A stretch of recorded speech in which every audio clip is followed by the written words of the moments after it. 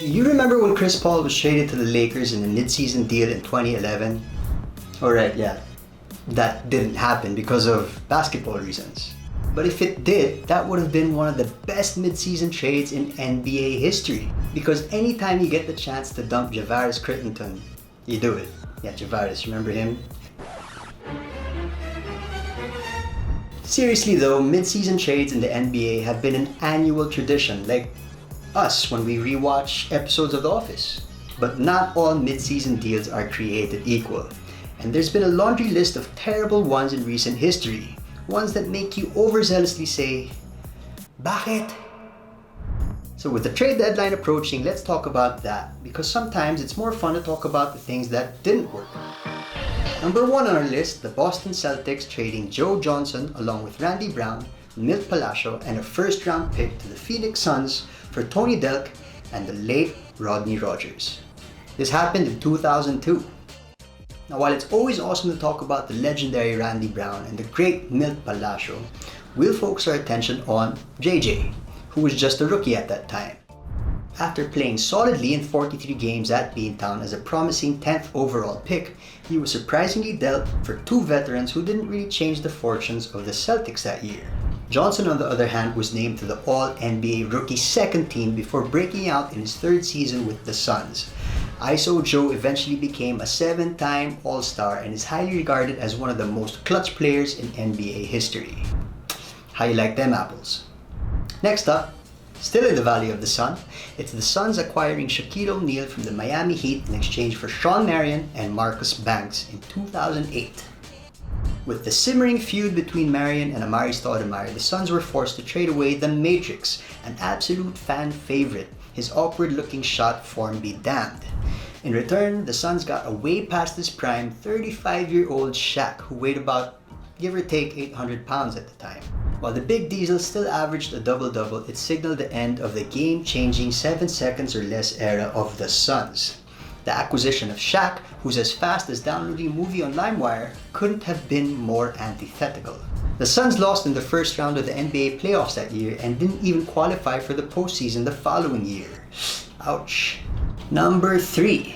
The Knicks acquired Steve Francis from the Orlando Magic in 2006 for Trevor Ariza and Penny Hardaway.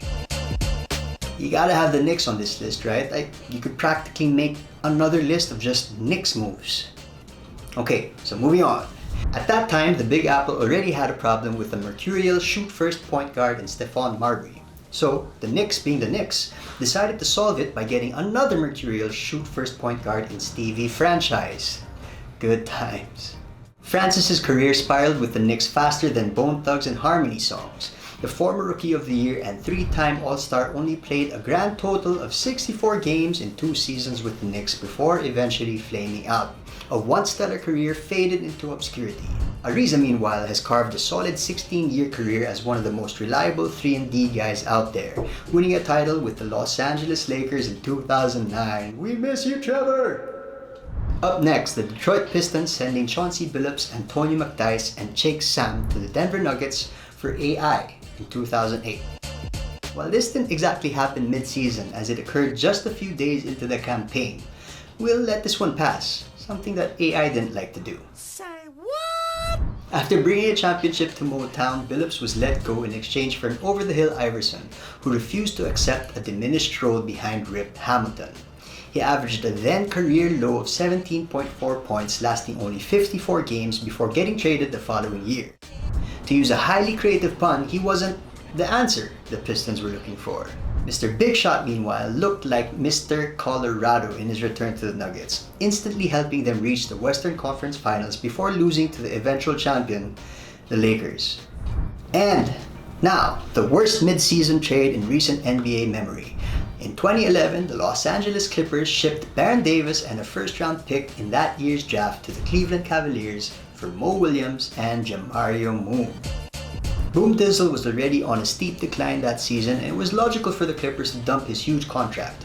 Sounds G-O-O-D good, right?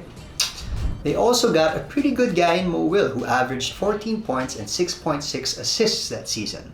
However, For some reason as inexplicable as gender reveals, the Clippers, who only had 21 wins before the trade, included a first-round pick in the package. And because they're the Clippers, of course they got the number 1 selection in that year's draft. But they had to give it to the Cleveland Cavaliers. You know who the Cleveland Cavaliers got? Kyrie Irving. Ouch. Mid-season trades in the NBA are like character additions in a TV series. Not everything can be Gus Fring. Some will be a random guy dancing in the background in Glee. For more basketball lists, check out this playlist right here. My name is Enzo. See you in our next video. Be excellent to each other.